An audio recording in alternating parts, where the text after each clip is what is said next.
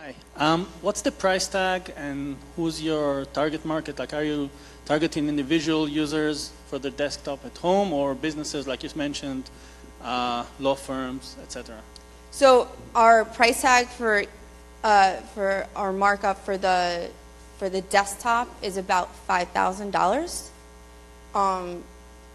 That's still a price in progress because we haven't finalized all of our hardware. But I'm giving you a rough estimate for that. It's attainable for the average user, especially one who wants a digital safe. I mean, if you were to buy an actual safe to store some gold in your house, it can go to about the same level. So that's fairly reasonable if you're doing something like that. If you're a user who just wants to bait click and go on YouTube for some videos, it's not your computer, right? For the average user. Our ideal other clients are mid-size companies that have very sensitive data. Anything that with corporations that want to hide, that want to keep their proprietary work proprietary, banking systems that have a lot of sensitive information, as law firms, which I think I've gone through before. Schools are just another good use case. They might or might not have data that's public or private, either way. They're just a good use case because you can do either, right? And let's just say that for schools that you want to prove that you didn't do any kind of plagiarism, well, there you go with some digital signatures and some timestamps and you got it, right? Most people here might have gone to university, and I'm sure that plagiarism has played a role one way or another in university. So those are targeted for the desktops. For the servers, there's other use cases, but that goes not just into what Tigo CTM does, but more into Gold, and it goes beyond the scope of the operating system. So our servers are going to act as the decentralized, a good backbone of the decentralized internet that's going to be integral to Tigo CTM's hardware as well. The laptops fit into the same use case basically as the desktops. And then the tablets are going to have a Gold OS Lite. So you're gonna utilize the cloud more and less of your own hardware. And then we go into cryptographic teller machines, which was Tigo CTM's origins, but we're far from that.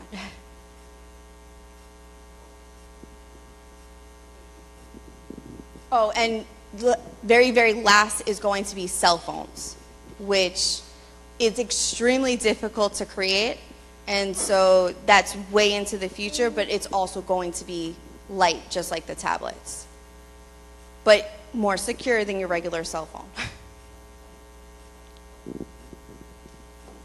Hi, I'm Judy Katzman. I'm also co-founder of Tigo CTM. Welcome everybody to Panama Glass.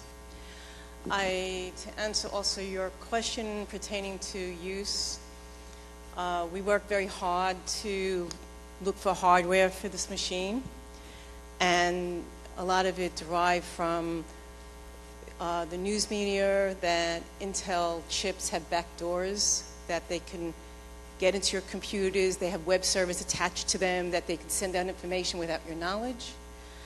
AMD also, that used to be open source, and you were able to control its use at the BIOS level. No longer does it. Hasn't done it since, I believe, 2013. So we went on a search to see who might have an applicable CPU and hardware, and the only one we found was IBM. So we've been talking to them for the past several months, and they've been very willing to work with us. These chips are actually chips that are used in large server applications, such as Google on racks, and they're actually downsizing. You know, we're taking these same chips and putting them in these desktop computers, so they will be very powerful in terms of CPU power. So I want to make that point. Probably more than we need, but hey, you can never have enough CPU power, right? So I just wanted to point out that we are working very hard to make sure that the end user can see what they need and and they can change it as well. Same thing with the motherboard. It's going to be open source with schematics. You'll be able to see what's behind the scenes. And I'm looking forward to it. I'm excited because I don't really want people telling me what to do, and I don't like items behind my back. So, are there more questions? Yeah.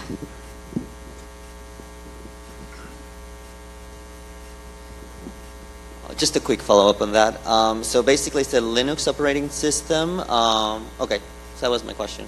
Just how would it interface with like legacy systems? A lot of companies, like you mentioned, lawyers, they use Windows. So how would this fit with existing enterprise architecture?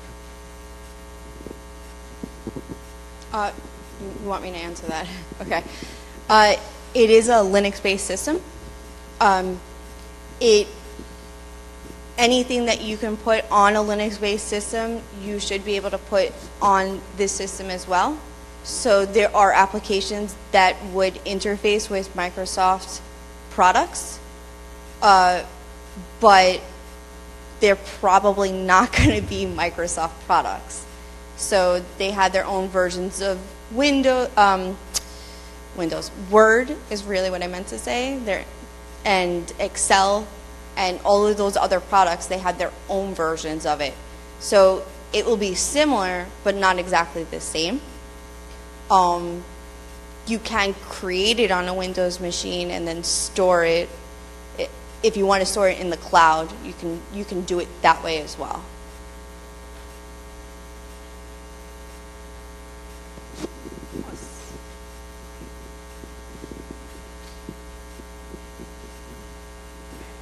Hi. I wanted to ask you a bit about the roadmap you have ahead, the challenges you're facing, you want to find a solution to, and for Tigo's side as well as Gold's side, because there's an important relationship between you. So yeah, a bit of a combined roadmap to have like the full experience out there. Okay, our current, not necessarily roadmap, but our hurdles. The challenges, yeah. The challenges. Okay, so right now the Gold OS is up and running. It's on several machines. It's gone through beta testing basically, and it's just working as it is.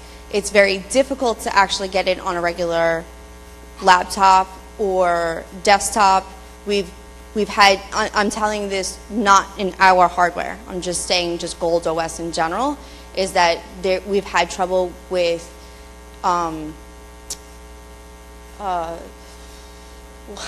drivers. I'm like, what is that word? Drivers to perform tasks basically for this firmware.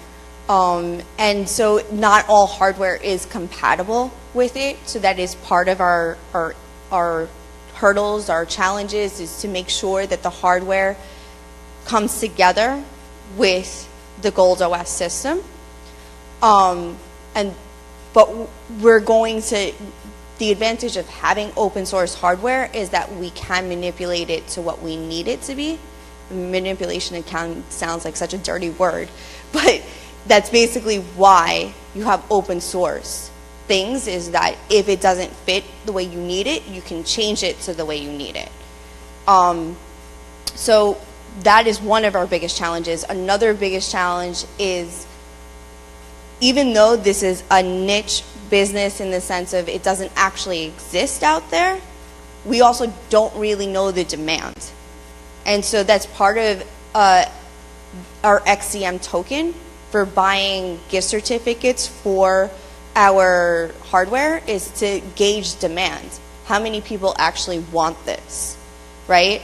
Because I'm super excited. Judy's super excited. There's tons of people here that are super excited. But it's a difficult concept to explain, and how many people actually want that? How many people are upset that all of their private lives are becoming extremely public?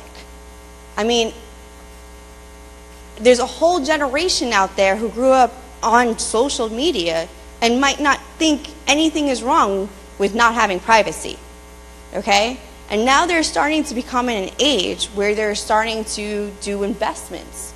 They're starting to have some money, have a real job. I mean, maybe that's part of becoming an adult, is that you have to realize you want privacy. So buying XCM helped us gauge how much demand there is for this.